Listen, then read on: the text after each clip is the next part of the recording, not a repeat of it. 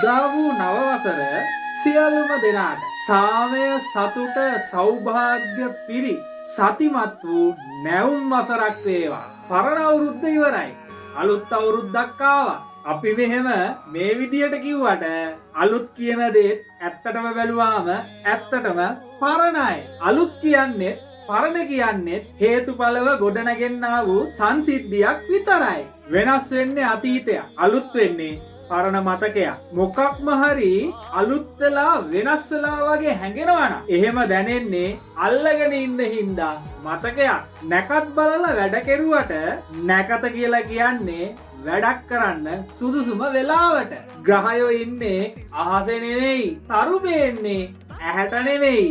මීන රාශියෙන් හිමිහිට මේෂ රාශියට ඇවිදින හිරු දෙවිඳුගේ මංගල්‍යය හිතෙන් සකසලා සුදුසුම වේලාව හිත පිරිසුදු වෙලා තියෙන වේලාව.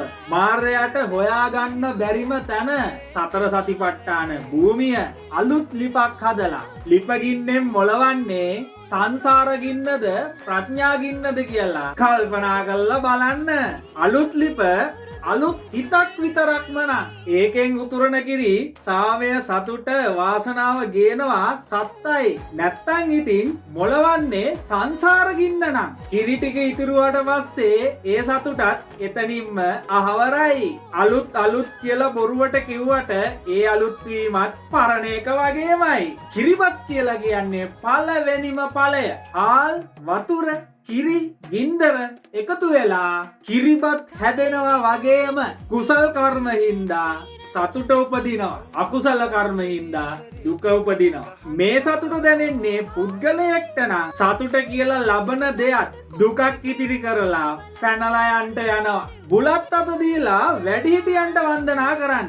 ඉමිනා පුඤ්ඤ කම්මේන මාමේ බාල සමාගමෝ කියලා ප්‍රාර්ථනා කරන්න. වයසින් වැඩි වුණා කියලා වැඩිහිටියෙක් වෙන්නේ නැහැ. ප්‍රඥාවෙන් හා ඥාණයෙන් තමාට වඩා ඉදිරියෙන් ඉන්න කල්යාණ මිත්‍රයන් තමන්ගේ වැඩිහිටියන් බව සිහියේ රඳවා ගන්න. දෙපැත්තට වෙදිලා කඹාදින එක ක්‍රීඩාවක් නන් නෙමෙයි. ඒකම තමයි සංසාරය කියලා කියන්නේ. සංසාරයේ පුරාවට මාරයත් එක්ක ඇදපු කඹ ඇදිල්ල දැන්වත් නතර කරලා දාන්න. මහරයා එක්ක කඹ ඇදලා නැති කරගෙන ඉන්නේ ප්‍රඥාව බව සිහියෙන් විමසන්න. ගම හරහා දිව්වට ඔය දුවන්නේ සංසාර ගමන. ඇත්තටම ඔය දුවන්නේ සතුටක් පස්සේ දුවන ගමන.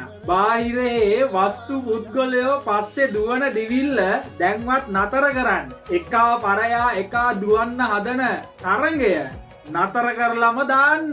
නතර වෙන්න. නතර වුණ ගමම්ම ඔබට ඔබේ සිතුවිලි දුවනවා පේනවනම් අන්න ඒක සිහියෙන් දකින්න. අවුරුද්දක් සුබ වෙන්නේ නැහැ. සුබ වෙන්නේ සිහියෙන් දකින මොහොතක්. මේ මොහොත තුල හිත නිදහස් නම් අන්න ඒ තරම් සුබයක් මේ සක්වල කොහෙවත්ම නැහැ. බාහිර දේවල් වලින් සතුට හොයන එක නතර කරලා දාන්න. මිටියාවතින් ඇහෙන්නේ ඔබේම කටහඬේ දෝංකාරය බව හඳුනගන්න. සංසුන් ජලයෙන් දිස්වෙන්නේ තමන්ගෙම මුහුණයි. සිතුවිල්ලකින් උපදින්නේ තමන්ගෙම ලෝකයයි. ලෝකයක් හැදෙන්නේ බාහිර දෙයකින් නන් නෙමෙයි. සිහියෙන් බැලුවොත් පේන්නේ වෙන කෙනෙක් ගැන නන් නෙමෙයි. දුක්ඛ සතුට තියෙන්නේ පිටත සිද්ධියක නෙමෙයි. මල්වල සුවඳ දැනෙන්නේ මල් වලින් නෙමෙයි. ඔබේම උස්මෙන්. ඉතින් එහෙනම් සියලුම දෙනාට සාමය සතුට සෞභාග්‍ය පිරි සුබ සතිමත් මොහොතක් වේවා.